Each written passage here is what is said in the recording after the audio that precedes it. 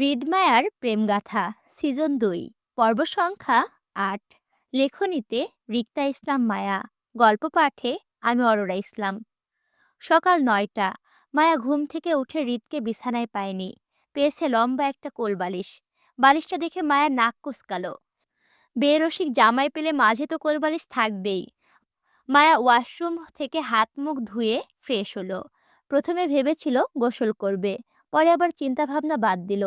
শীতের সকালে গোসল করার সাহস মায়ের নেই। হৃদ মায়ের ওপরে রাগ করে দূরে আছে, এতে মায়ের ভালোই হয়েছে। শীতের সকালে গোসল করার থেকে মায়ের বিরতি পেয়েছে।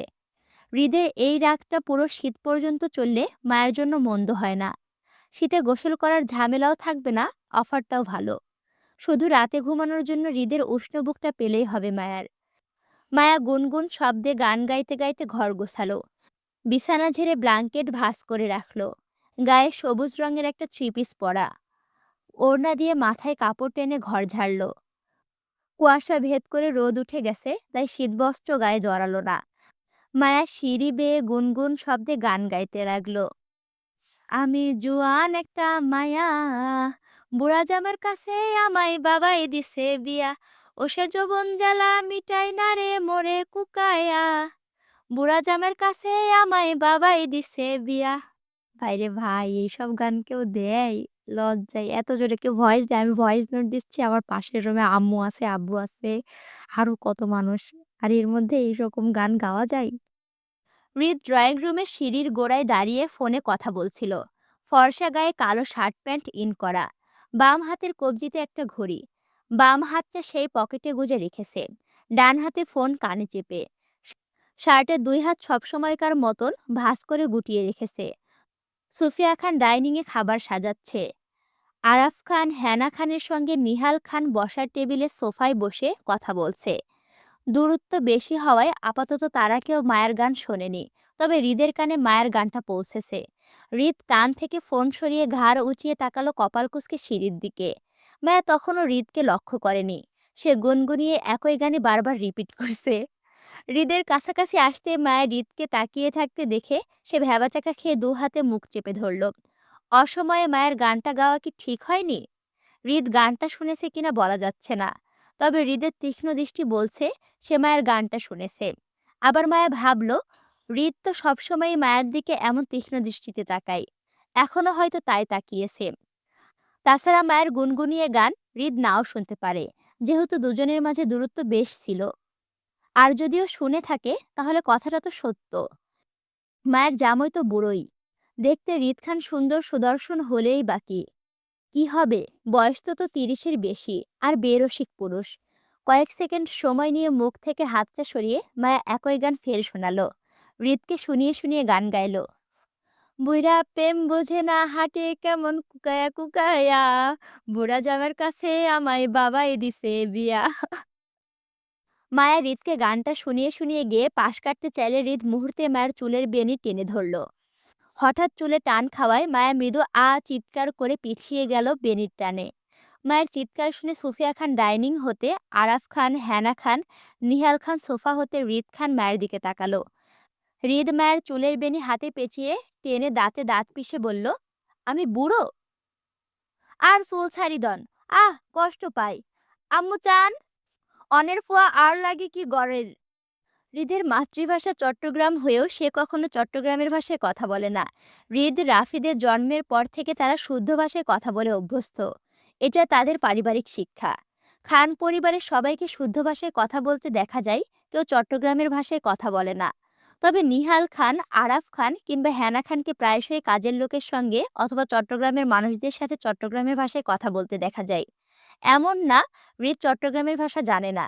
সে জানে, তবে সে কখনো বলে না। কিন্তু মায়া যে এই কয়েকদিনে চট্টগ্রামের ভাষা বেশ রপ্ত করে ফেলেছে, সেটা মায়ের মুখে স্পষ্ট চট্টগ্রামের ভাষা বোঝা গেল। হৃদের রাগ বাড়ল। সে দাঁতে দাঁত পিষে মায়ের চুলের বেনি ফের টানলো। ধমকের স্বরে বলল, ইউ স্টুপিড! আম্মু চান না? ইতে আর লগে কি করের? কথাগুলো তো সেই। চট্টগ্রামে বেড়াতে যাইতে হবে। চট্টগ্রামের মানুষের ভাষা তো সেই রকম। অনেক সুন্দর, অনেক কিউট। মায়া ফের সুফিয়া খানকে ডাকলো। সুফিয়া খানের কিছু বলার আগেই সোফা থেকে আরাফ খান ডাক সেরে হৃদকে চট্টগ্রামের ভাষায় বলল, হৃদ, তুই আর নাতি বয়ে চুলি লয় ধরি কেন টানোর? এবার কষ্ট লাগর না? ইবির চুল ছাড়ি দে। হৃদ চোয়াল শক্ত করে মায়ের দিকে কিরমির করে তাকিয়ে। মায়ের হৃদের থেকে চুল ছাড়াতে চেয়ে আরাফ খানকে বলল, দাদা ভাই, ও নেই অর কষ্ট অল বুঝুন। মেহরবানি গড়ি, আরে বাঁচান দাদা ভাই। অনের নাতি খালি আয়রে মারে, মানে আমারে মারে। আরাফ খান কিছু বলবে, তার আগে ডাইনিং থেকে ভেসে এলো সুফিয়া খানের গম্ভীর গলার স্বর। হৃদ, মায়ের চুল ছেড়ে খেতে এসো। হৃদের রাগ থাকা সত্ত্বেও সে মায়ের চুল ছেড়ে দিতেই মায়ের হৃদকে মুখ বেঁকিয়ে ফের গাইল, আমি জোয়ান একটা মাইয়া, বুড়া জামের কাছে আমায় বাবাই দিছে বিয়া। খাবার টেবিলে সকলে বসে। হৃদের দুপাশে আরাফ খান আর নিহাল খান বসেছে। আরাফ খানের পাশে মায়া, আর তারপর হেনা খান। সুফিয়া খান নিহাল খানের পাশে বসবেন। তিনি সকলের প্লেটে নাস্তা তুলে দিয়ে নিহাল খানকে বেশ তীক্ষ্ণ গলায় প্রশ্ন করে রাদিফের কথা জানতে চাইলেন। রাদিফ কোথায়? রাতে বাসায় ফেরেনি কেন? রাদিফ নিহাল খানের পার্টি অফিসে থাকে সব সময়। তবে রাতে সে নিহাল খানের সঙ্গে বাড়ি ফিরে আসে। কিন্তু কাল সন্ধ্যায় হঠাৎ রাদিফ নিহাল খানের কাজের কথা বলে কোথায় গিয়েছে সেটা তিনি জানেন না। রাতে দুয়ে একবার কল দিয়েছিলেন, কিন্তু রাদিফের ফোনটা বন্ধ পেয়েছে। এখন এই বিষয়টা যদি সুফিয়া খানকে জানানো হয়, তাহলে নিহাল খানের প্রতি রেগে যাবেন। রাদিফকে তিনি এমনি রাজনীতিতে জড়াতে দিতে চাননি। এখন আবার রাদিফের নিখোঁজ থাকার ব্যাপারটা সুফিয়া খান ভালোভাবে নেবেন না। নিহাল খান খাওয়ার ছেড়ে কিছু বলবে, তার আগে হৃদ খেতে খেতে গম্ভীর গলায় উত্তর দিয়ে বলল, রাদিফ মুরাদপুরে আছে। নিহাল খান থেকে সুফিয়া খানের তীক্ষ্ণ দৃষ্টি হৃদের দিকে ঘুরে গেল। তিনি সুচালো ভঙ্গিতে বললেন, সেখানে কি করছে ও? রাতে বাসায় ফেরেনি কেন? হৃদ কিংবা সুফিয়া খান দুজনের কারো মিথ্যা বলার অভ্যাস নেই। তারা মজা করে হলেও মিথ্যা বলতে চায় না। সেজন্য তাদের কথাবার্তা স্পষ্ট এবং স্ট্রেট হয়। হৃদ সত্যিটা বলে বলল, কিছুটা ডিস্টার্ব, তাই বাসায় ফেরেনি। কিসের ডিস্টার্ব ও? ব্যক্তিগত। হৃদের অল্প কথার উত্তর। সে তখনও খাচ্ছে মনোযোগ সহকারে। হৃদের দৃষ্টি খাবারে। অথচ ডাইনিংয়ে সকলেই খাওয়া দাওয়া ছেড়ে হৃদের মুখের দিকে তাকিয়ে। সুফিয়া খান হৃদের মুখে অল্প কথাই ব্যক্তিগত শব্দটা শুনে তিনি রেগে চোয়াল শক্ত করলেন। তিনি সহজেই বুঝে গেছেন হৃদ ব্যক্তিগত শব্দটা ব্যবহার করে রাদিফের প্রেমজনিত ব্রেকআপ বিষয়টি বুঝিয়েছেন। রাদিফের রিলেশন নিয়ে সুফিয়া খানের শুরু থেকেই কোনো মতামত ছিল না। লন্ডনের মেয়েরা লং ডিস্টেন্স রিলেশনশিপ প্রেফার করে না। তারা পার্টনারকে সবসময় পাশে চায়। সেক্ষেত্রে রাদিফ বিগত 2 বছর ধরে বাংলাদেশে থাকছে বেশি। গত বছর যাও লন্ডনে 2-3 বার গিয়েছিল, এই বছরে সে একবারও যায়নি। এমনকি লন্ডনে পড়াশোনা করবে না বলে স্থগিত করেছে সবকিছু। রাদিফের গার্লফ্রেন্ড রাদিফের অনুপস্থিতিতে লন্ডনে কোনো এক নাগরিক ছেলের সঙ্গে লিভিং রিলেশনশিপে জড়িয়েছে। সেটা তিনি আরও কয়েক মাস আগেই শুনেছিলেন। নিহালের নির্বাচনের পরে হৃদ মায়াকে নিয়ে চিকিৎসার জন্য লন্ডনে যাওয়ার জন্য তখন এই খবরটা পেয়েছিলেন তিনি। হৃদই জানিয়েছিল। কিন্তু তখন রাদিফ বাবার নির্বাচনে উৎসাহিত থাকায় কেউ তাকে এই খবরটা জানায়নি। কাল হৃদ চট্টগ্রামে ফিরে আসিফকে দিয়ে সে এই বিষয়টা রাদিফকে জানায় প্রমাণসহ। আর এতে রাদিফ দীর্ঘ 3 বছরের রিলেশনের শোকে কাতর হয়ে চট্টগ্রামের মুরাদপুরের ফ্ল্যাটে রাতে থেকেছে, বাড়ি ফেরেনি। সুফিয়া খান বেশ শক্ত গলায় হৃদকে বললেন, ওকে বলো বাসায় ফিরতে। ওর দেবদাস হওয়ার জন্য আমি ছেলে জন্ম দেইনি। জি। হৃদের সম্মতিতে মায়া বাদে সকলে রাদিফের ব্রেকআপের বিষয়টা আন্দাজ করতে পারল। মায়াকে যতক্ষণ না পর্যন্ত কেউ ভেঙে কিংবা মুখে বলে বোঝাচ্ছে, ততক্ষণ পর্যন্ত মায়া ইশারা ইঙ্গিতে কথাবার্তা বোঝে না। মায়া খেতে খেতে ভাবল, আজ হৃদের সঙ্গে যাবে মুরাদপুরে। কিন্তু পর মুহূর্তে কিছুক্ষণ আগে হৃদকে উস্কানো গানটা মনে করে হৃদের সঙ্গে যাওয়ার চিন্তা বাদ দিল। এর মাঝে সুফিয়া খান ফের হৃদকে প্রসঙ্গ পাল্টে বললেন, আমরা তোমার বিয়ের তারিখটা একটা আনুষ্ঠানিক ঘোষণা করতে চাচ্ছি হৃদ। যেহেতু তুমি আনুষ্ঠানিক বিয়ে করতে চাচ্ছ না, তাই আমরা ভাবছি একটা মেজবান রাখবো তোমাদের বিয়ের দাওয়াতে। তুমি বিয়ে করেছো সেটা আমাদের নিকটতম আত্মীয়-স্বজন ছাড়া বাহিরের কেউ জানে না তেমন। আমরা চাচ্ছি একটা আনুষ্ঠানিক অনুষ্ঠানের মাধ্যমে সমাজের সবাইকে জানাতে। তুমি খান পরিবারের বড় ছেলে। তোমার সাথে এই বংশের মান-সম্মান জড়িয়ে। তোমার সাথে হঠাৎ মায়াকে দেখলে মানুষ ভাবে তুমি অন্য কোনো মেয়ে নিয়ে ঘুরছো। মায়া যে তোমার বউ সেটা সমাজ জানে না। এতে তোমার বউ আর তুমি দুজনেই মানুষের কাছে ছোট হচ্ছ। তাই তোমার আনুষ্ঠানিক বিয়েতে আপত্তি থাকায় আমরা আনুষ্ঠানিক মেজবানের আয়োজন করতে চাচ্ছি। সেখানে সমাজের লোক, আত্মীয়-স্বজন তোমার বাবার রাজনীতির সাথে জড়িত সবাইকে ইনভাইট করা হবে। এতে তোমার কোনো আপত্তি হবে বলে মনে হচ্ছে না। সুফিয়া খানের কথায় উৎসুক সকলে হৃদের দিকে তাকিয়ে। মায়াও তাই। হৃদ খাওয়া শেষ করে উঠে দাঁড়ালো। টিস্যু নিয়ে মুখ মুছতে মুছতে মায়ের দিকে এক পলক তাকাতে দুজনের চোখাচোখি হলো। মায়া নিজের উৎসুক দৃষ্টি হৃদের থেকে সরালো না। তবে হৃদ নিজের দৃষ্টি ঘুরিয়ে সম্মতি দিয়ে বলল, আপনাদের যেটা ভালো মনে হয় সেটা করুন। আমার এতে আপত্তি নেই। কথা বলে হৃদ চলে যাচ্ছিল। সুফিয়া খান ফের বললেন, তাহলে আগামী শুক্রবারে মেজবানের ডেটটা রাখি। আপনার ইচ্ছা। আজ শনিবার। সামনে শুক্রবারে মেজবানের তারিখ রাখা হয়েছে, মানে আর ৬ দিন বাকি অনুষ্ঠানের। সুফিয়া খান হৃদের বিয়ের আনুষ্ঠানিক মেজবান ডাকতে চাচ্ছেন, সেটা নিহাল খান কিংবা আরাফ খান, হেনা খান জানতেন না। সুফিয়া খান আগে আলোচনা করেননি তাদের সঙ্গে। হঠাৎ করে হৃদের সঙ্গে কথা বলে সবার সামনে ডিসিশন নিয়েছেন তিনি। এতে অবশ্য কারো আপত্তি নেই। নিহাল খান শুধু খাওয়ার ফাঁকে ফাঁকে বেশ কয়েকবার গম্ভীর সুফিয়া খানের মুখটা পরখ করলেন। বউটা আগের থেকে আরো সুন্দর হয়েছে না? হৃদ সারাদিন পর মুরাদপুরের ফ্ল্যাটে আসলো রাদিফের সঙ্গে দেখা করতে। আসিফ হৃদের ছেলেপেলের সঙ্গে নিয়ে অফিসে বসা। নিহাল খানও নিচে আছেন। আর কিছুক্ষণ পর তিনি বাড়ি চলে যাবেন। কাল রাত থেকে রাদিফ নিজের রিলেশনটা নিয়ে ডিস্টার্ব। হঠাৎ ধোঁকা সামলাতে না পেরে প্রথমে বাচ্চাদের মতো করে হাউমাউ করে কেঁদেছিল হৃদ আসিফের সামনে। সে সত্যি ভালোবেসেছিল নিহাকে। বিয়ে করার স্বপ্নও বুনেছিল দুজন। অথচ রাদীপ বুঝতে পারল না স্বপ্নের শুরু রাদিফ একতরফা দেখেছিল নিহাকে নিয়ে। তার ভালোবাসার মানুষটা তাকে ভালোই বাসেনি। হৃদ ফ্ল্যাটের দরজাটা নক করতে গিয়ে দেখল দরজাটা ভেতর থেকে চাপানো। ড্রয়িং রুম হতে টিভির শব্দ আসছে। টিভিতে কার্টুন চলছে। অন্য সময়ের কথা বাদ, বর্তমানে রাদিফের যে মন মানসিকতা, সে এই মুহূর্তে বসে বসে কখনোই টিভিতে কার্টুন দেখবে না। রাদীপ বাদে ফ্ল্যাটে কেউ থাকার কথা নয় যে বাচ্চাদের মতো করে বসে বসে কার্টুন দেখবে। হৃদ দ্বিধা নিয়ে ড্রয়িং রুমে ঢুকতেই বিশাল বড় টিভিতে টম অ্যান্ড জেরিকে দেখল দৌড়াদৌড়ি করতে। ড্রয়িং রুমের সোফা খালি। রান্নাঘর হতে টুকটাক শব্দ আসছে, হয়তো কেউ কাজ করছে। হৃদ ভাবল রাদীপ ড্রয়িং রুমে টিভি ছেড়ে কিচেনে কাজ করছে। হৃদ কিচেনের দিকে যেতে গিয়ে মেয়েলি খিলখিলি হাসির শব্দ পেল।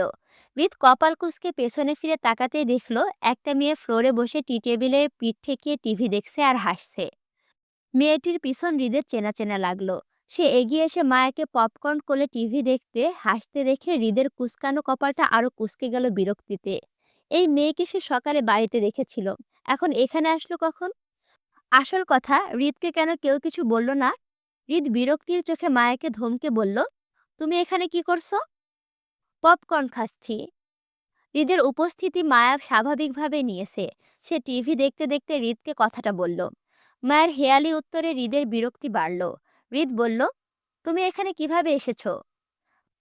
মায়াও সেভাবে উত্তর দিয়ে বলল, গাড়িতে করে এসেছি, আর বাকিটা পথ পায়ে হেঁটে উঠেছি। আপনাদের বিল্ডিংয়ের লিফটটা নষ্ট, তাই নিচ থেকে হেঁটে আসতে হয়েছে আমায়। নেক্সট টাইম লিফটটা ঠিক করে রাখবেন, কেমন? মায়ের হেয়ালিতে হৃদ তৎক্ষণাৎ মায়ের মুখোমুখিতে বসে গেল। মায়ের লম্বা চুলের বেনি টেনে গলায় পেঁচিয়ে হৃদের মুখোমুখি করে বলল, এখানে কিন্তু আপনার ক্ষমতাবান শাশুড়ি নেই ম্যাডাম, যে আপনাকে বাঁচাবে। আমার সাথে বাড়াবাড়ি করলে সোজা তুলে আছাড় মারবো, তখন বুঝবেন কিন্তু। হৃদ মায়ের মুখোমুখি বসে। একে অপরের নিঃশ্বাস দুজনের মুখে আছড়ে পড়ছে। হৃদের চোখে চোখ রেখে মায়া একই হেয়ালি উত্তরে বলল, শাশুড়ি নেই তো কি হয়েছে, আমার শ্বশুর কিন্তু কম না। মন্ত্রীর ছেলের বউ আমি, বুঝছেন? গায়ে হাত দিলে জেল কিন্তু কনফার্ম নেতা সাহেব। শ্বশুরের ভয় দেখান? এই হৃদ খান কাউকে ভয় পায় না। জেলে গেলেও আপনাকে বদনাম করে যাব ম্যাডাম। বুঝিয়েন কিন্তু, খারাপ মানুষের খপ্পরে পড়েছেন, আমার নামে বদনাম হয়ে যাবেন। বদনামি পুরুষের বউ হয়ে যদি গায়ে দু একটা বদনাম মাখতে না পারি, তাহলে কিসের বউ হলাম বলুন? বকবক শিখে গেছেন না? জবান কেটে ফেলি? বোবা করে দেই? দেই? ভাবি আপনার চিজ পাস্তা। মায়া কিছু বলবে, তখনই রাদীপ ট্রেতে মায়ের জন্য পাস্তা বানিয়ে রান্নাঘর থেকে বেরোতে বেরোতে মায়াকে ডাকলো।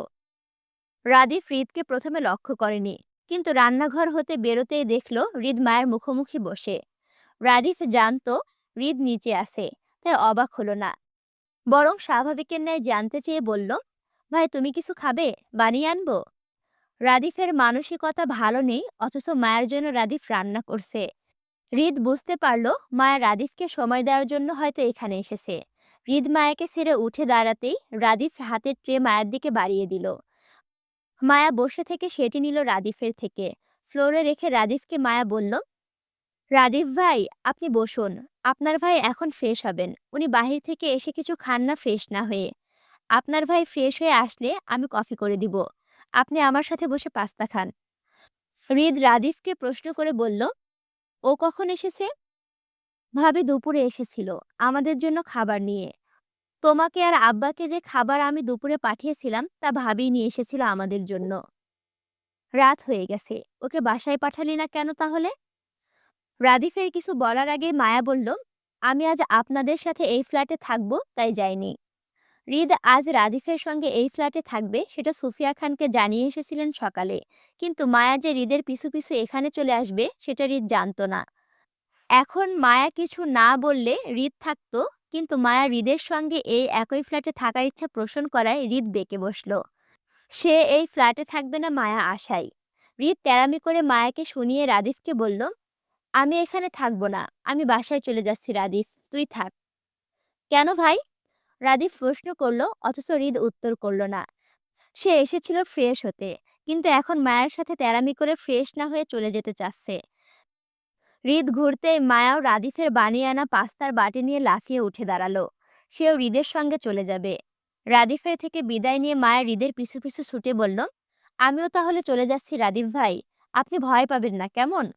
আসিফ ভাই আপনার সঙ্গে রাতে থাকবে। হৃদ কয়েক কদম সামনে হেঁটেছিল। মায়া হৃদের পায়ের সঙ্গে তাল মিলিয়ে হেঁটে কথাগুলো রাদিফকে বলেছিল।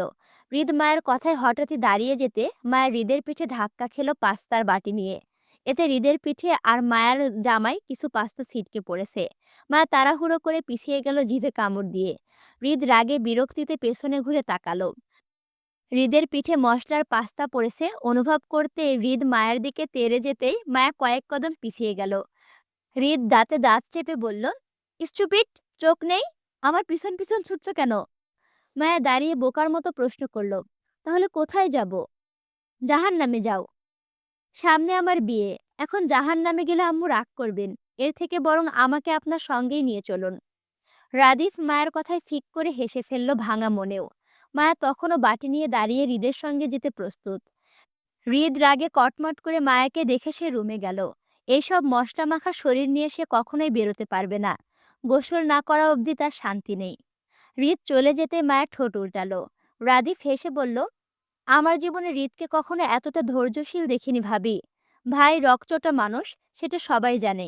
আপনি ভাইয়ের জীবনে আসার পর থেকে হৃদ ভাই অনেক কিছু কন্ট্রোল করে চলেন। আর নয়তো এখন আপনার জায়গায় যদি অন্য কেউ হতো, তাহলে অনায়াসে ২-৪টি থাপ্পড় এমনি খেয়ে ফেলতো।